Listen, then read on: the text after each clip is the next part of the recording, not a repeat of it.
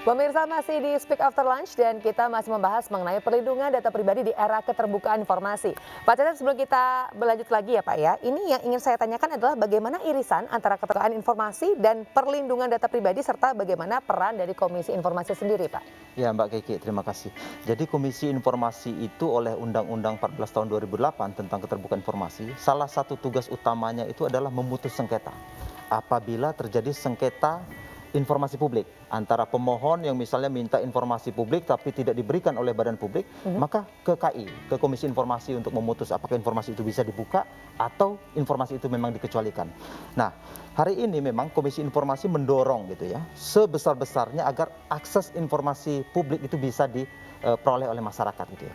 Tetapi juga harus dipastikan bahwa ada informasi yang dikecualikan.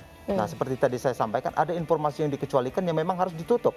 Nah, Komisi Informasi itu apabila menerima sengketa seperti ini, maka harus clear. Kalau sepanjang informasi itu adalah informasi pribadi gitu ya, tanpa persetujuan, maka informasi itu akan diputuskan untuk tertutup gitu ya. Tetapi sebaliknya, kalau informasi itu adalah informasi publik, maka itu akan dibuka. Nah, prinsip pertama dalam keterbukaan informasi itu adalah membuka sebesar-besarnya informasi publik itu kepada masyarakat. Sebaliknya, informasi pribadi, data pribadi itu harus ditekan seminimal mungkin gitu ya. Jadi dia untuk keperluan apa, untuk kebutuhan apa, maka informasi itu saja yang harus diberikan seminimal mungkin.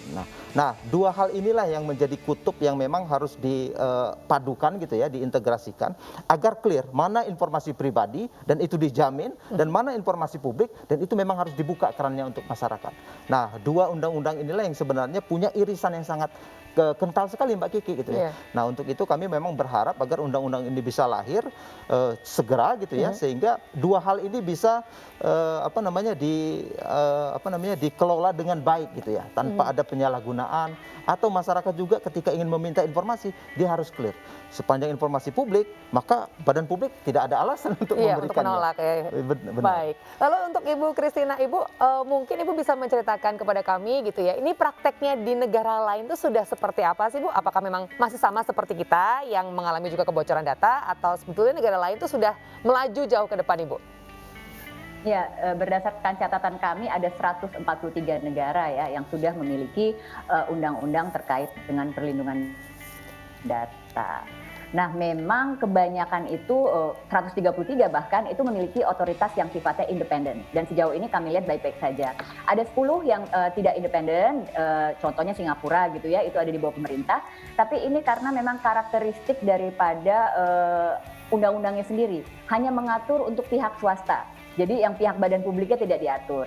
Nah, belajar dari beberapa best practices yang ada, lalu juga di Eropa juga ada yang tidak independen dan terlihat mengalami kesulitan ketika menerapkan tata kelola dan lain-lain.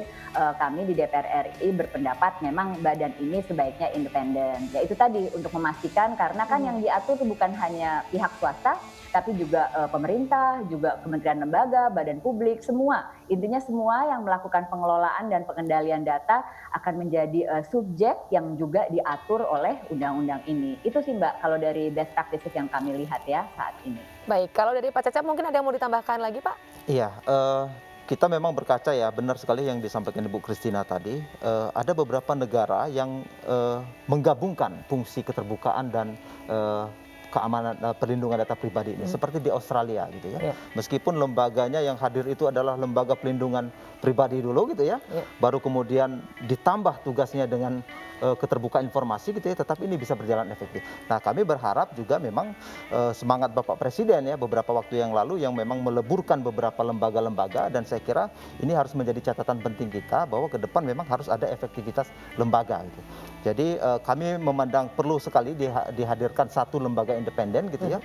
Karena kita tahu undang-undang ini menyasar banyak sekali gitu ya. Dia bukan saja badan publik tetapi juga korporasi swasta. Sehingga kami mengharapkan sekali ya DPR RI bisa segera membahas ini dan bisa menghadirkan satu lembaga independen yang menjalankan fungsi pelindungan data pribadi. Baik, Ibu Christina, sejauh mana Bu perkembangan RUU PDP yang saat ini sedang dibahas oleh DPR RI? Dan apa saja yang akan diatur dalam RUU PDP ini Bu? Iya, Jadi panjanya, panitia kerjanya sendiri dibentuk September 2020 ya, jadi sudah genaplah 1 tahun. Nah sebetulnya dari 471-an daftar inventarisasi masalah sudah selesai sebanyak 40%. Jadi prosesnya berjalan terus, hanya memang namanya pembentuk undang-undang ini kan tidak DPR sendiri, tapi juga ada pemerintah. Jadi kami bersama-sama harus merumuskan.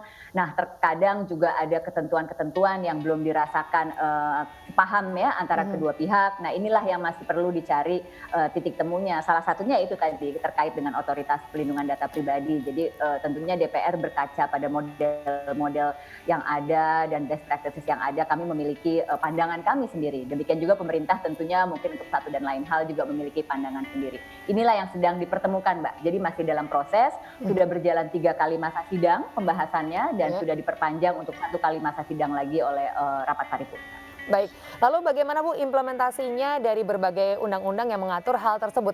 Adakah aturan turunannya yang bisa menjadi petunjuk teknis mengenai bagaimana kecukupan aparat di lapangan? Dan apakah aturan-aturan tersebut sudah update dengan perkembangan teknologi saat ini?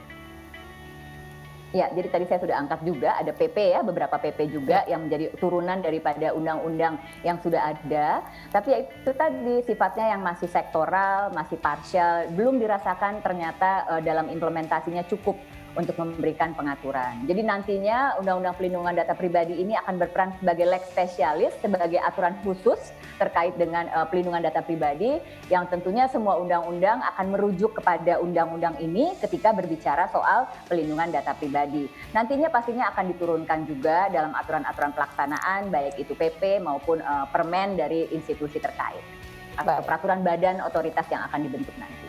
Baik, dari Pak Cecep Pak, mungkin bisa disampaikan tantangan dan juga harapan dengan hadirnya Undang-Undang PDP di era digital sekarang ini Pak. Iya, jadi memang di era digital ini ya, apalagi di suasana pandemi, semua orang beraktivitas dengan basis internet gitu ya, tantangan semakin besar gitu ya, dan kita berharap memang para konten kreator gitu ya, atau semua pemilik data pribadi gitu ya, bisa lebih awas gitu ya, bisa lebih waspada tentang penyalahgunaan data pribadi. Jadi memang meningkatkan edukasi masyarakat, menumbuhkan kesadaran masyarakat ini memang pekerjaan yang berat, sehingga memang kita perlu satu otoritas yang memang diberikan mandat oleh undang-undang untuk menjalankan ini. Jadi ada fungsi supervisi dari berbagai regulasi yang ada, lalu ada fungsi mengedukasi masyarakat, dan di satu sisi juga seperti yang disampaikan oleh Ibu Christina, ada fungsi penyelesaian sengketa dari lembaga ini. Nah mudah-mudahan harapan ini bisa segera terwujud.